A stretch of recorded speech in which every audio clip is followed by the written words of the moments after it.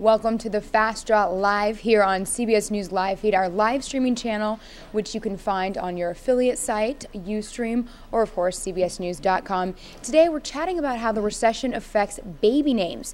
We know the recession has its varied effects, whether it's hemlines going up, candy and lipstick sales going up, or the sale of luxury items going down. So now, let's take a fast draw look at the trends in baby naming. During a recession, you might think that baby names are like spending habits, restrained, careful, serious. But today's baby names are just the opposite. They're exotic, bold, and even a little glamorous, as if hoping for a better tomorrow. Let's go back to the Great Depression. After the stock market crash, safe, conservative classic names like John, Mary, James, Elizabeth also crashed. People were disillusioned with the status quo. So what names did well during the Great Depression? For the answer, just look at an industry that did well: entertainment. Boys' names became fun and energetic. Jackie, Jimmy, Bobby. And they reflected famous movie stars of the time. Gary. As in Gary Cooper. And Ronald. After Ronald Coleman, girls' names were even more glamorous. Marlena. Dietrich. Carol. Lombard. Joan. Crawford. From the big screen to the cradle. And today? Well, just like during the Depression, today's tough times make for flashy names. Baby name author Laura Wattenberg looked at 50 old traditional names and found all but 4 of them declined last year. Names used to be more of a personal choice, where we look to our own family and our own culture. Parents today approach the choice of a name almost like marketers naming a product. They're trying to launch that child into the global marketplace and have them stand out. The top 100 rising names are now exotic and bold. London, Genesis, and Valentina for girls. Cash with a K, Valentino, and Riker for boys. And they reflect the glow of Hollywood and, like it or not, reality TV. Audrina from the TV show The Hills, and Chloe with a K, like Khloe Kardashian, are skyrocketing. Heard of Miley Cyrus, also known as Hannah Montana? You'll be hearing the name Miley a lot more in the future. Miley, by the way, belongs to one of the most quickly rising groups of names, something called the Smiley family. Miley, Marley, Kaylee. When you say these names, you can't help but smile. Miley. It's as if parents somehow know, despite the economy, they are free to choose names that inspire feelings of fame, glamour, and success. Because no matter how tight the times, an exotic, glamorous baby name doesn't cost a dime. And now we are joined by Fast Draw co-creator Josh Landis. Hello. So the takeaway there is that basically a glamorous baby name is a free way to feel better in a recession. It's one of the ways, I mean, baby names are all about aspirations that parents have for their kids. So in a time of recession, I guess it's what people look forward to, not what they're feeling today, which was kind of the recession takeaway. Hollywood obviously has an influence on that. It's where we look to forget our troubles, where we look to have inspiration. But an interesting thing, I mean, first of all, this is a topic that never got old. Like, I never got tired of researching this. I could be on the computer right now. I can't imagine you searching baby names all day. I know, you would never imagine it, but it's like, for someone who's kind of a data junkie like me and like a statistician geek like me, I loved it. One of the things, though, that jumped out at me that was interesting concerning Hollywood was horror movies.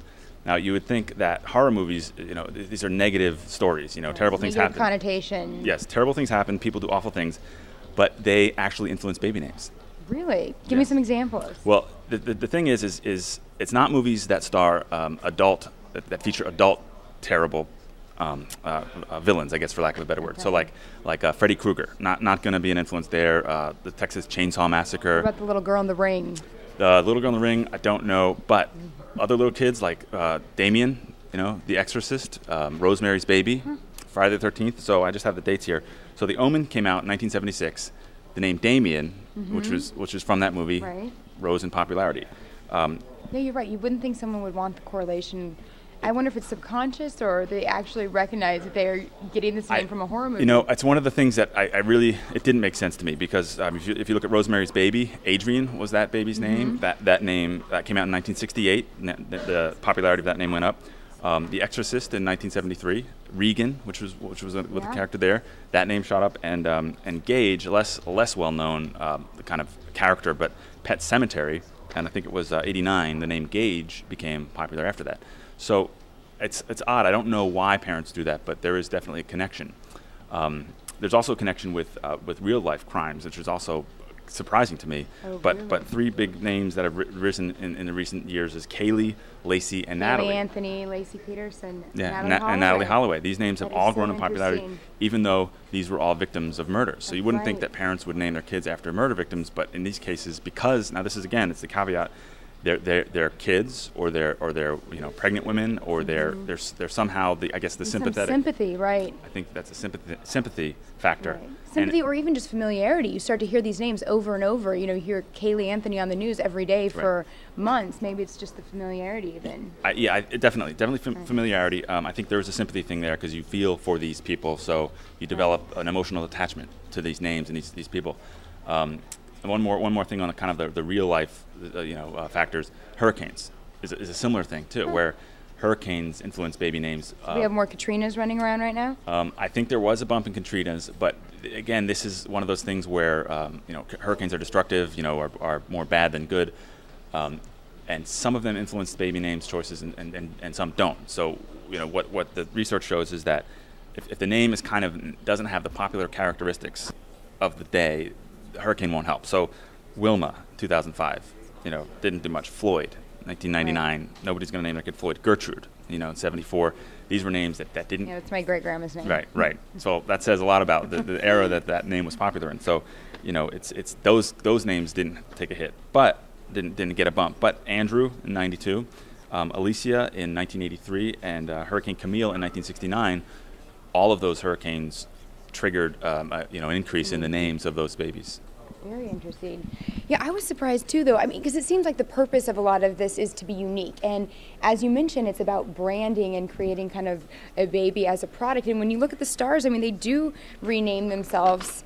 Clay Aiken, for example, was originally named Clayton Holmes Grissom, or Jennifer Aniston was Jennifer Lynn Anastasia Kiss. I can't even say her original name. Right. And so, or Demi Moore, Demetria Jean Gines. It's, in a way, people are trying to name their kids something that they won't have to change down the road that is catchy from the start. Yeah, that's a good point. I mean, I hadn't thought about that, people renaming themselves in the tradition of branding, and it does seem to carry over to Hollywood. I know, this is just from memory, I'm not 100% sure, but I think Cary Grant was born Archibald Leach.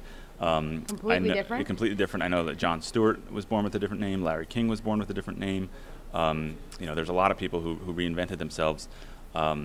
Even Jim McKay, the late Jim McKay, who we remember, he was McManus, and he renamed himself McKay, or someone who had been working with him early in his career, but his real name was McManus, which now Sean McManus has the original name, who never changed his name. So another example of that.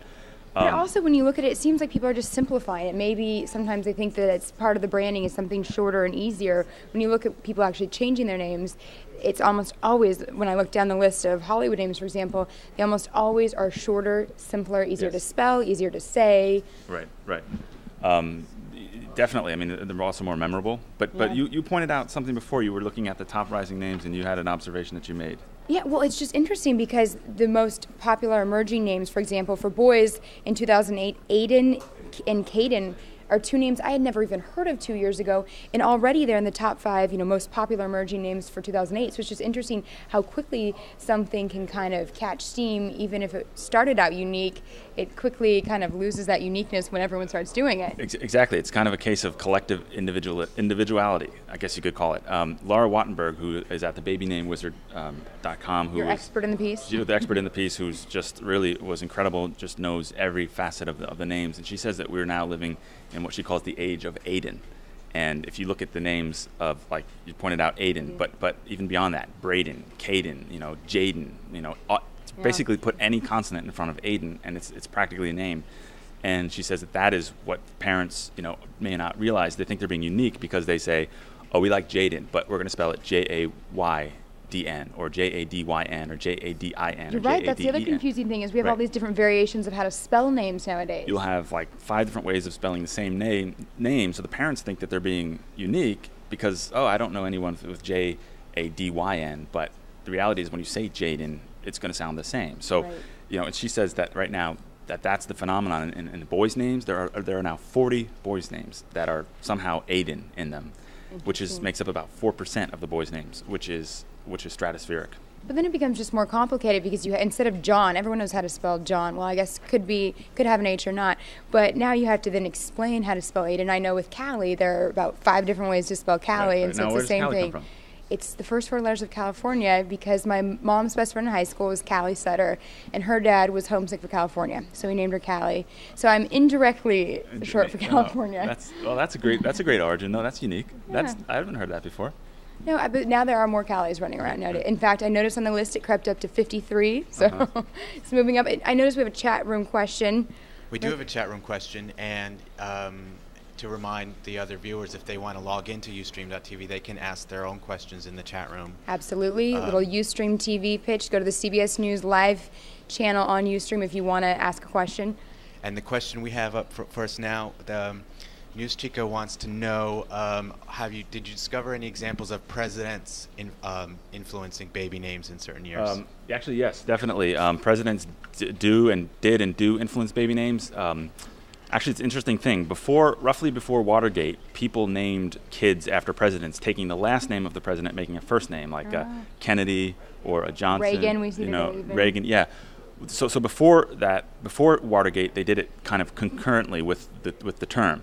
What they do today is they tend to wait until the president's out of office until they give them that name. So it's a little bit of a delayed reaction, but it's still happening. So names like Clinton, Carter, Reagan. There's a number of things that are happening like that. We haven't seen an effect on Barack or Obama, partly because he's still in office, but also because it is such a different name. It's not like a name like Carter, which pre-existed, and it could give a lift in popularity because you had a president named Carter, but definitely. I would be shocked, though, if we didn't see a lot more Baracks and Obamas running around 10 years from now. Yeah, I agree. I think there will be an effect. Absolutely. I've even noticed, schools, obviously we're talking baby names, but there have already been several schools who have renamed themselves after Obama, and he's in his first few months of office. Right. So. Yeah, still it remains to be seen how history will remember him. So they're being pretty optimistic on their renaming.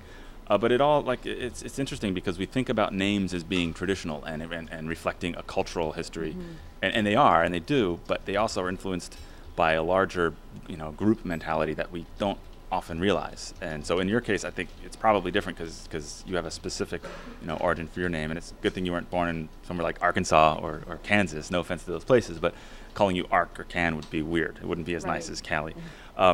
But yeah, these things are influencing us every turn of the way.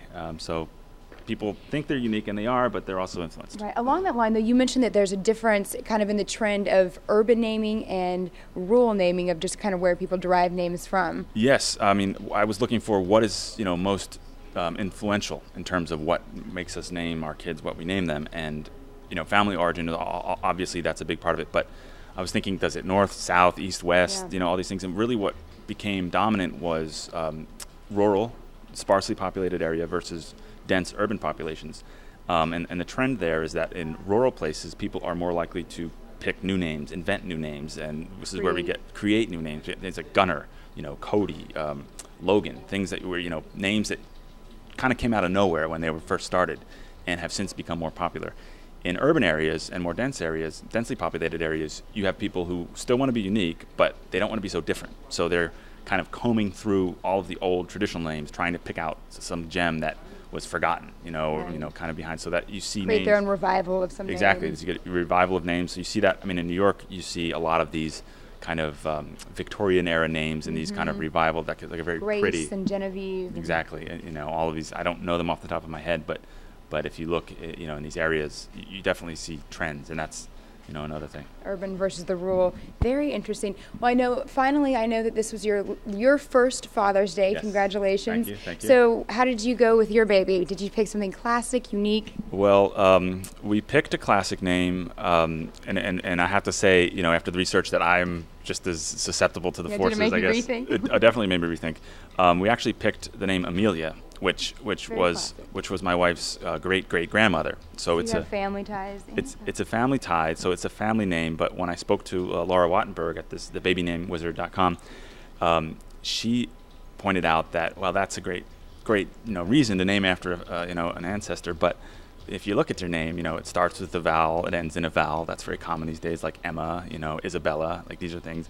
It's got a lot of vowels and very few consonants, which is also a trend. And if you look at the number one name, which is Emma, I don't want to, she said this to me, I don't want to, kind of rain on your parade, but, Amelia, right, but Amelia is really a variation on Emma, Emma, Amelia, you may think Amelia is completely different from Emma, and it looks like it, and in your mind you think it is, but... You still have your unique spin. Yes. I have to disagree with Right, I have, that's our story, and we're sticking to it, and no, we picked that name long before she was born, so was it a unique choice, or was it influenced by culture? Definitely both. Kind of all of the above, yeah, right? definitely Absolutely. Both. And the one thing that when you look at over the years, the thing that I thought was also very interesting is rankings. And we look today, I know what we did. We looked at the site and we said, oh, we like this name, Emma. If we would have thought about Emma and seen it at number one, we would have said, no, we're not going to pick the number one name because you don't want to be the number one name. Again, it goes back to the branding of individuality. But if you look back in time, the number one name today, Emma, if you go back 50 years, the number of people named Emma, that number of names would have been number 22. So there's so much more diversity. So just because you're number 10, it doesn't mean it's as popular. You're going to have 3 other kids in the classroom right. named So that's that. something the for pie is parents to being cut remember. up more. You're right. That's a good point. Don't be intimidated by the name being in the top 10 or 15. Exactly. We have another question from the chat room. Yes. How do athletes inspire baby names? Wow. Any correlation and there? Athletes Did you inspire. look You know at what? athletes? I did not. I would have to say. I mean, my guess would be that if it's a good athlete who is does great things, that then and if the name fits the conventions of the day, I think it would probably influence. But again, I would say check out babynamewizard.com. Laura Wattenberg, she has a blog there, and she's got all kinds of little nuggets there. You could probably even post a question, email her and ask her, because she would be able to know. But yeah, that's a really good question. That is. My own anecdotal note, I remember I was inspired by a BYU, I went to BYU, Cougars, and there's a BYU quarterback named Tyler, and I talked my mom into naming my baby brother Tyler because I liked that name. So there's an anecdotal inspiration by an athlete's name. Yeah. Well, thank you so much, Josh Landis. My pleasure. Thank you all of you for joining us on the Fast Draw Live here on CBSNews.com. You can join us every Wednesday morning at 10:30 when we roll out the latest Fast Draw creation. I don't know what we want to call your spectaculars. Animated spectacular is what we'll call it. And you can follow us on Twitter, and also at CBS News we have our own blog. And you can even download them off of iTunes. iTunes, yes, on iTunes, on YouTube. Look for the Fast Draw everywhere. Thank you again, everyone, and we hope to see you again soon on CBSNews.com.